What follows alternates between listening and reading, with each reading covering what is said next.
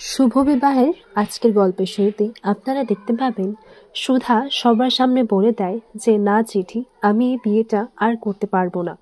এমন সময় তেজ সেখানে দাঁড়িয়ে যায়।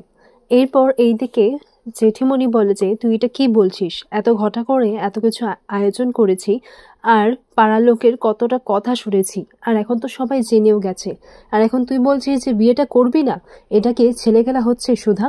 তখন সুধা বলে না জেঠি, আমি আসলে তরির দিকটা দেখেই আমি এই সিদ্ধান্তে রাজি হয়েছিলাম। এইদিকে সৌমি বলেছে তাহলে তুমি যখন বিয়েটা করবেই না তাহলে রাজি কেন হয়েছিলে? এইভাবে আমার মামুর ইমোশনের সাথে খেলবার তোমার অধিকার নেই। এরপর এইদিকে ঝিনুক বলেছে তুই যখন রাজি হয়েছিস তাহলে এখন পিছুপা হচ্ছিস কেন? তখন সুধা বলে তুই তো একজন লয়ার, আর তুই খুব ভালো করেই জানিস যে শুধুমাত্র একবার সাইন হয়েছে, আরও তো একবার সাইন করাটা বাকি রয়েছে।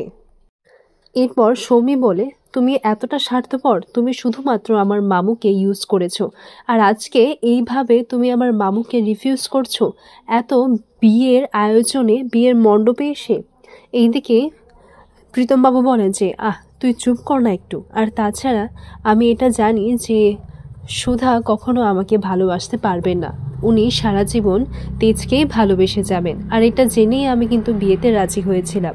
তখন সুধা প্রীতমবাবুকে বলেন আমি জানি, আমার যখন কেউ পাশে ছিল না তখন আপনিই ছিলেন, আর আমি আজকে আপনাকে এইভাবে অপমান করছি, আমি আপনার কাছে ক্ষমা চাইছি, যদি পারেন তাহলে আপনি ক্ষমা করে দেবেন, কিন্তু আমি এটা পারবো না।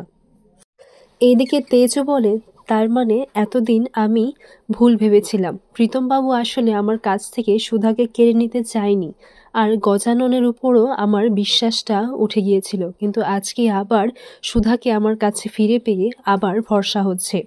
এইদিকে জ্যোৎস্নাকে তো ঘুমের ওষুধ খাইয়ে তাকে ঘুম পাড়িয়ে দেওয়া হয়, আর পোলো এদিকে একা হয়ে যাচ্ছে। জ্যোৎস্না ঘুমিয়ে পড়েছিল বলে পোলো জ্যোৎস্না আর আশুতোষ আর তার ছবি এঁকেছিল। সুযোগ বুঝে মেজকা আর সার্থক আর ইমন বাকিরা পোলোকে কিডন্যাপ করার চেষ্টা করে, কিন্তু পোলো তাদের হাত থেকে ছাড়া পেয়ে কোথাও গিয়ে একটা লুকিয়ে পড়ে।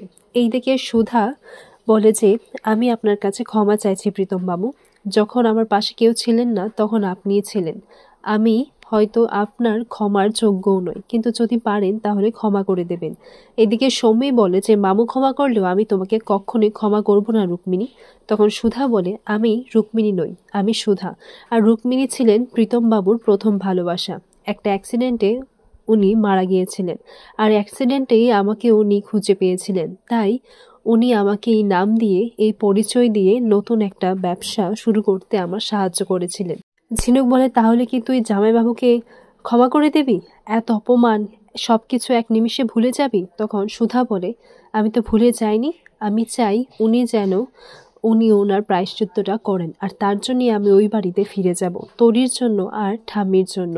ওনাকে বুঝতে হবে যে শুধুমাত্র দায়িত্ব দেওয়াটাই অনেক বড় কাজ নয়, এই দায়িত্ব নেওয়াটা এইটা ওনাকে নিজের স্বইচ্ছায় নিতে হবে, নিজের মেয়েকে নিজের পরিচয় দিতে হবে। তেজ বলে আমার যা করতে হয় আমি করব, তোমরা শুধু বাড়ি ফিরে চলো। এরপর অন্যদিকে দেখা যায় যে পোলোকে তারা অন্য এক জায়গায় ছেড়ে দিয়ে আসে, আর এইদিকে সুধা আর তরির আবারও বরণ হয়। এই বাড়িতে দেখে অবিনাশ তাদেরকে ফোন করে সবটা জানায়, বলে যে এক আপদ যেতে না যেতেই অন্য এক আপদ এখানে চলে এসেছে, সুধা বৌদি আর তরি ফিরে এসেছে। তখন তারা ভাবে এটা কি করে সম্ভব, ওদের তো ডিভোর্স হয়ে গেছে, আর ও এখানেই বা কেন ফিরে এলো।